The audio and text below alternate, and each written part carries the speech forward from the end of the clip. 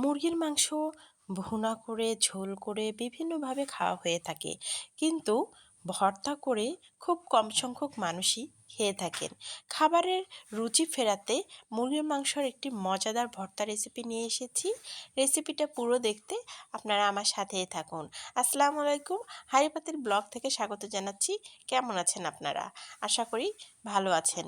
তো এই ভর্তা করার জন্য লাগছে মুরগির মাংস, এখানে পেঁয়াজ কুচি, আদা রসুন বাটা, গরম মশলা, কাঁচামরিচ, তেজপাতা, হলুদ গুঁড়ো, তেল এবং লাগছে সামান্য লবণ। তো এগুলো এখন আমি কড়াইয়ে বসিয়ে দিব। আমি কড়াই চুলাতে বসিয়ে দিয়েছি। এখানে দিয়ে দিব পরিমাণ মতো পানি। এখানে পানি দেওয়ার পর এখানে আমি অন্যান্য মশলাগুলো অল্প করে দিয়ে দিব। লাগছে পরিমাণ মতো এখানে হলুদ গুঁড়ো, আর লাগছে তেজপাতা। আমি এখানে আদা রসুন পেস্ট দিয়ে দিচ্ছি, গরম মশলাও পেস্ট দিয়ে দিচ্ছি। গরম মশলার মধ্যে এখানে একটি সাদা এলাচ, সামান্য জিরে, ধনে এবং সামান্য লাগছে দারচিনি, গোলমরিচ। আমি শুধু এই কয়েকটা উপাদান দিয়ে এই গরম মশলাটাকে বেটে নিয়েছি। লাগছে কাঁচামরিচ কুচি।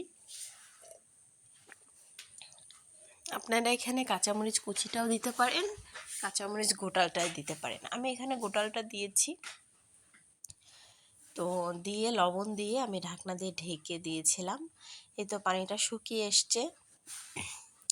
এখন এটাকে আমি হালকা একটু পোড়া পোড়া করব। এখন একটু স্লো হিটে বসিয়ে এটাকে পোড়া পোড়া করব। সাথে দিয়ে দিলাম সে পেঁয়াজ কুচিটা। এটার সাথে পেঁয়াজটাও হালকা পোড়া পোড়া হয়ে যাবে। এতে করে ভর্তার টেস্টটা অনেকটা বেড়ে যাবে। তো আপনারা এই শেষের দিকে এসে চুলার হিটটা একটু স্লো করে দিয়ে হালকা পোড়া পোড়া করবেন। আমি এখন দিয়ে দিচ্ছি সামান্য তেল। এতে করে পোড়া পোড়া ঘ্রাণটা আরও দারুণ হবে। তো আপনারা এইভাবে করে নেবেন। আমি এই তো দেখুন প্রায় পোড়া পোড়া হয়ে এসছে। তো এ পর্যায়ে আমি এটাকে নামিয়ে নিচ্ছি অন্য একটি প্লেটে। এই তো নিয়ে নিয়েছি, এখন ঠান্ডা হয়ে এসছে। এ পর্যায়ে আমি এই মাংসগুলোকে সুন্দর করে হাড় থেকে ছিঁড়ে ছিঁড়ে নেব। এই যে দেখুন, ছিঁড়ে এভাবে ঝুরি ঝুরি করে মাংসগুলো নিতে হবে। এই ভর্তাটা ভাত দিয়ে খেতে যা অসাধারণ লাগে, এটা হলে আপনার আর অন্য কোনো তরকারি লাগবে না, এতটা মজার হয়। তো আমি এই যে হাড়গুলো থেকে মাংসগুলো ছাড়িয়ে নিচ্ছি। এই যে দেখুন। তো আপনারাও এইভাবে হাড়গুলো থেকে মাংসগুলো চটপট ছাড়িয়ে নেবেন, কারণ হাড় মুখের ভিতরে যদি দাঁতের নিচে পড়ে তাহলে কিন্তু খেতে ভালো লাগবে না। এই জন্য ছোট ছোট সব হাড়গুলো একদম আলাদা করে ফেলবেন। ভর্তাটা খুবই সিম্পল, কিন্তু একদম অন্যরকম একটা ভর্তা। এই ভর্তাটা খেলে আপনারা মুরগির মাংস রান্নার পরিবর্তে ভর্তাই করবেন, যে এত মজা হয় ভর্তাটা। তো এই যে দেখুন, আমি ঝুরি করে নিয়ে নিয়েছি সবগুলো মাংস। এখন আমি এটাকে ভর্তা করব। এই যে মরিচগুলো সিদ্ধ হয়ে পোড়া পোড়া হয়ে একদম নরম হয়ে গিয়েছে। তো ঝালটা আমার কাছে একটু বেশি মনে হচ্ছিল, এই জন্য আমি 2টা মরিচ কমিয়ে নিলাম। তো দিয়ে দিয়েছি, দিয়ে লবণ দিয়ে আমি এটাকে সুন্দরভাবে চটকাবো। এখন আর এখানে পেঁয়াজের প্রয়োজন নেই। তবে কেউ যদি আপনারা পেঁয়াজটা একটু বেশি খেতে পছন্দ করেন, সেক্ষেত্রে আপনারা আলাদাভাবে পেঁয়াজটা ভেজে আবার নিতে পারেন। আমি যেহেতু মুরগির মাংসের ভিতরেই দিয়ে দিয়েছিলাম, আর আমার বাচ্চারাও তেমন একটা পেঁয়াজ খেতে পছন্দ করে না, এটা যেহেতু বাচ্চারাও খাবে সাথে, এই জন্য পেঁয়াজটা আর এক্সট্রা করে দেইনি।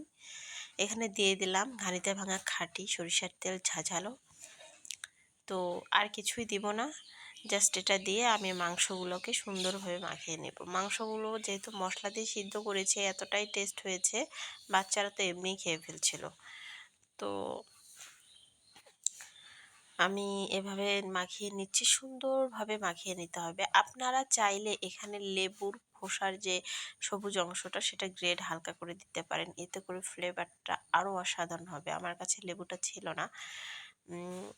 তখন দেখবেন মানে লেবুর খোসার শুধু সবুজ অংশই নেবেন, কিন্তু সবুজ অংশের নিচে যে সাদা অংশটা বের হয় সেটা নেবেন না, তাহলে কিন্তু তেতো হয়ে যাবে। তো এই তো আমি এখন ভর্তা হয়ে গেল, বাটিতে নিয়ে নিচ্ছি। আপনারা গরম ভাতের সাথে অবশ্যই একবার টেস্ট করে দেখবেন, বা গরম গরম পোলাওয়ের সাথে অসাধারণ খেতে হয়। তো ভিডিওটা যদি ভালো লাগে অবশ্যই আমার চ্যানেলটাকে সাবস্ক্রাইব করবেন, লাইক কমেন্ট এবং শেয়ার করতে ভুলবেন না। কমেন্টসে জানাবেন ভর্তাটি আপনাদের কেমন লাগলো।